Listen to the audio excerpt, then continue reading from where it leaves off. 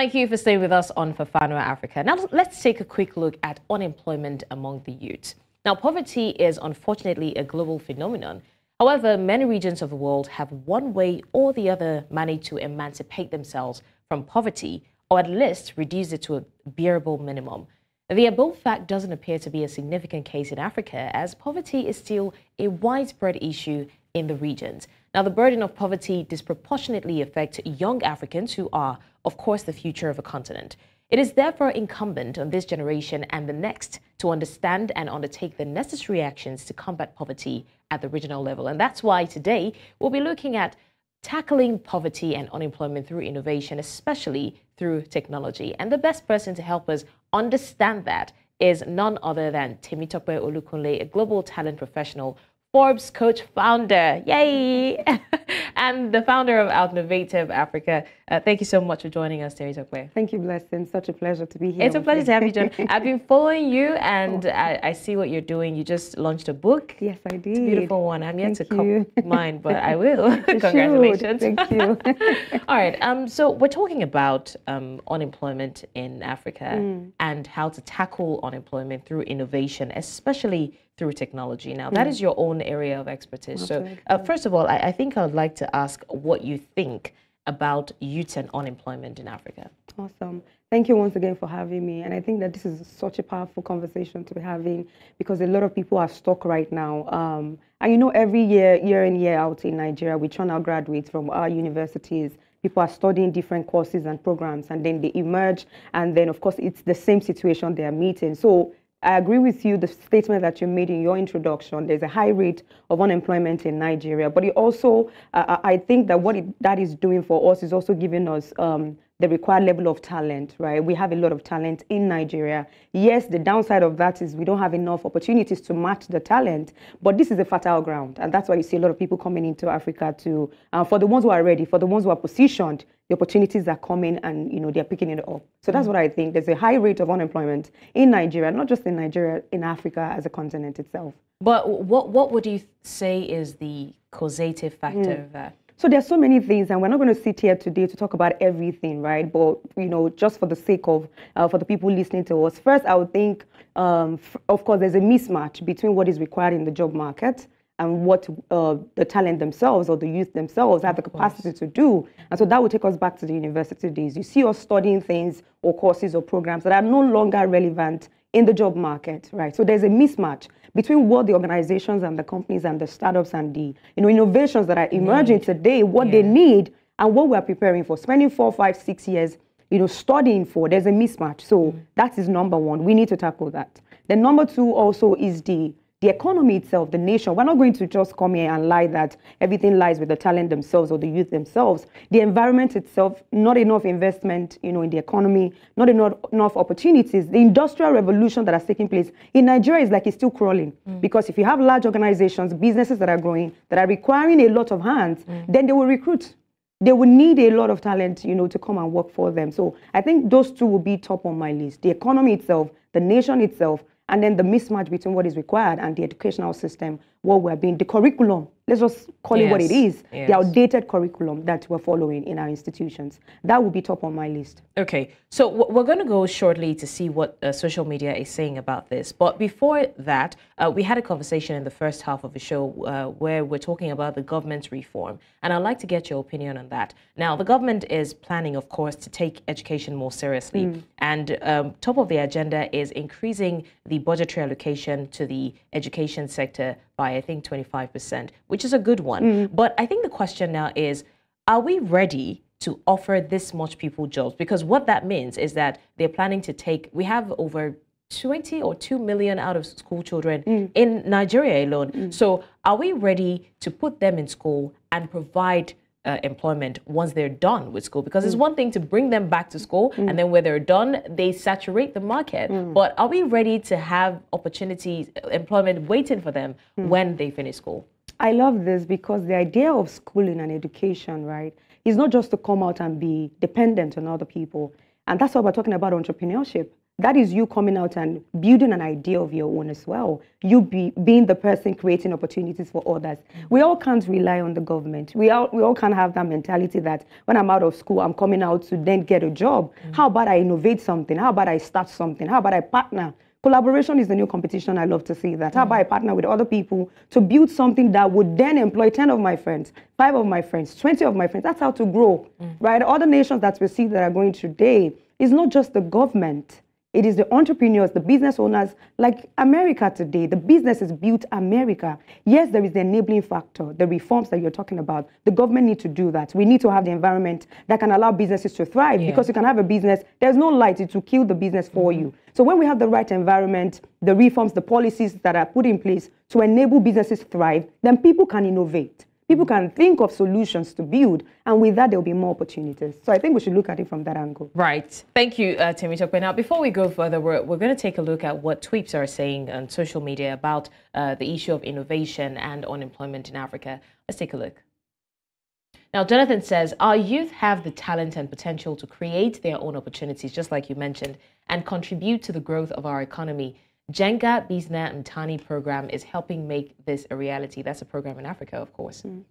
Now, Chinozia says, my fellow youth, financial freedom waits on absolutely no one. You aren't a special exception. Start your investing journey, no matter how small. It will go a long way for you. Kaguta says, each and everyone is earning something as long as you're working. The only thing that hinders your progress is financial discipline. As a youth, and I remember, Temitope, we did talk about saving some time ago. As a youth, I believe that financial freedom calls for investment. Early investments will provide you a comfortable retirement. I think that's one thing that the youth need to have at the back of their minds while they're trying to be innovative and all that. Now, Ms. Moon says, I'd rather spend my youth working hard towards financial freedom than spend with some men who will not see my sacrifices, my love, and still end up doing what I was supposed to do in my youth at my aging state, all because I want to fulfill societal right called marriage. This is an entirely different conversation, and if we're to go into that, we'll not leave here today. But in the meantime, Temitope, I'd like to ask you, how best would you say, I know that we've advised you countless times that they need to be innovative, just like you said. They need to take these things into their hands. We don't all have to depend on the government. But how best would you advise a person to be innovative, especially when it comes to the world of technology? Awesome. So I have a conversation that I was meant to have today. I called it From Passion to Paycheck, right? And the idea behind that is everybody, you have something. I mean, you look at chefs today, they're making a lot of money. You look at fashion entrepreneurs, go online, you see them, the likes of these guys making a lot of money. So it's not just about the confines of the 4 walls of, you know, working in 9 to 5, right? Everybody is now thinking about what they have that they can give. So I try to start from there. What do you have? You know, there might be something in your hands that you can leverage on to build wealth, right? But apart from that, there are skills that you can also acquire. That this is different from what you studied. I've said it countless times. I studied geography, you know, in my first degree. My second degree was diplomacy and strategy. I'm not practicing any of that. Of course, the knowledge is very necessary in what I'm doing, but I'm not practicing any of that because the world has moved on. In the world of technology, the world is global. So in my corner right now, I'm working with, you know, top organizations across the world, and that's because I had to leverage on certain skills and position myself. So my advice to anybody is usually first, what do you have? What can you leverage on? If you don't have it, can you learn it? Can you go build capacity in that?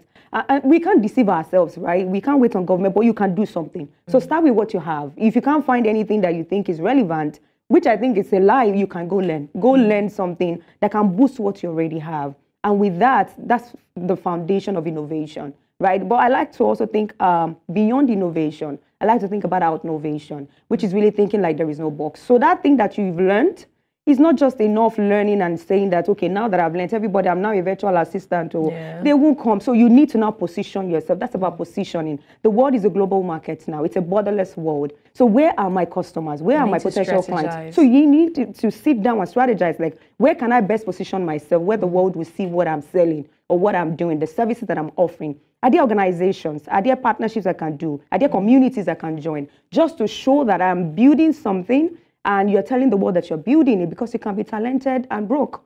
You can be good and you're hidden, right? So you need to be out there. That's what I would tell the youth. Social media is no longer I come online. We live online. That's where we live now. So you want to ensure that while you are living there, you are also showing the world what you can do. And that's the concept of unmute your mic that I like to talk about. Oh, I like that. Yes. Okay, I think I would also like to ask, what are the setting factors that either discourage or hinder the youth from harnessing global opportunities? There are quite a number of them, and some of the things that I've challenged, that I've met as a challenge as a global talent consultant, working with certain organizations. In fact, I still encountered the one just last week. It's payment, receiving your payment from global client, right? There's so many payment gateways that we have. I'm not going to mention, but the issue is sometimes they want to pay you. And by the time you look at the conversion rate, pay you in naira, the systems are not even there, right? I've been having back and forth with my bank. How do I get my money? The platforms that we can use, they're no longer accessible for Nigerians. So we have that issue of payment. Top on the list as well is electricity. We're not going to lie as well. Sometimes, you want to connect online. There are all of these are limitations. There is the internet as well. There's so many service providers that gives issue. I had an interview some weeks ago, and they thought I was lying when I said, see, this is my work, remote working full time, because they can't comprehend why I was disconnected almost 4 times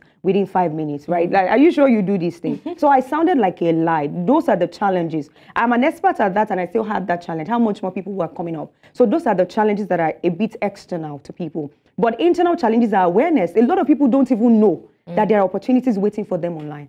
And that's one of my own commitment. That's why I do all that I do, all the trainings that I do, all the coaching, the consulting, is to show Nigerians and African talent that there are opportunities waiting for you online. They are there, untapped resources, they are there. And you have the skill set to do it. You can leverage on your experience, your expertise, your education, the 3 E's. I call them the 3 E's. You can leverage on these things. So awareness is an issue, and then the external ones like, the electricity, the internet. But we can surmount all of these things. We can. Okay, so I'm going to ask you a very practical question, right? This is a challenge that a lot of people in different facets of industries face, especially here in Africa, well, I think globally. Now, you talked about putting yourself out there, strategizing, and right now, we're not going to lie, we all live on social media. We all scroll, we see things on our feed and all that. Now, a lot of people are, would I say lucky, or, their strategy works where they put themselves out there for a specific period of time, and before you know it, they start getting clients and gigs and all that. And everything is looking good, you know? But some other people who do exactly the same thing keep trying to put themselves out there, and it's like the algorithm is not working for them, and they're like, what's going on? I mean, this person is doing this. I'm doing this better, but I'm not getting as much opportunity, but we're both putting ourselves out there. What would you say to people who face that kind of challenge? Awesome. So there are so many things that could be wrong. But first, I like to tell people that it's not a village. Because, in Nigerians, automatically we start thinking maybe village people are doing me. That's why my mates, we're doing the same thing, and then we're getting, different results. First, there had to be something wrong with your system. We can figure it out. There had to be something. You might think you are doing the same thing, but there's something that person is doing you probably don't know. People don't share everything online, right? You don't share all your secrets. As much as I talk a lot online about how to position yourself in the gig economy, the future of work, freelancing, human cloud, you can't get everything just like that. Except people who come, for example, for my coaching programs. So there had to be something you don't know. There's a knowledge gap. Go for clarity. There had to be something, right? You need to figure it out. So if you go for clarity, if it's something you need to empower yourself on, like I said, gain clarity, build capacity, competencies, you will figure it out. But secondly, it might also be imposter syndrome. Sometimes you have all the skills, but you don't think you can do it. You don't think you can get it. People have been, let down by situations before. They've put themselves out there. They got to the state that they couldn't deliver. So somehow they just retreated into their shell. You can't do it. So you need to deal with that first. Winning is an internal thing before external. So you need to believe first that I can surmount this. If others are getting the results and I'm doing the same thing, then you can't. Because if you believe you can, you're right. If you believe you can't, you're also right. Okay. Thank you so much, Temitope Olakunle. Is it Olakunle or Olufunke? Thank you so much for that. I mean, we just had a free therapy. Would I say therapy or consultation session? Absolutely. Thank you. Well, you've heard it. And I think that if I were you, I would take 1 or 2 things from this, because this is a life-changing, as short as this session was, it was very insightful and life-changing. Thank you once again to Temitope for that.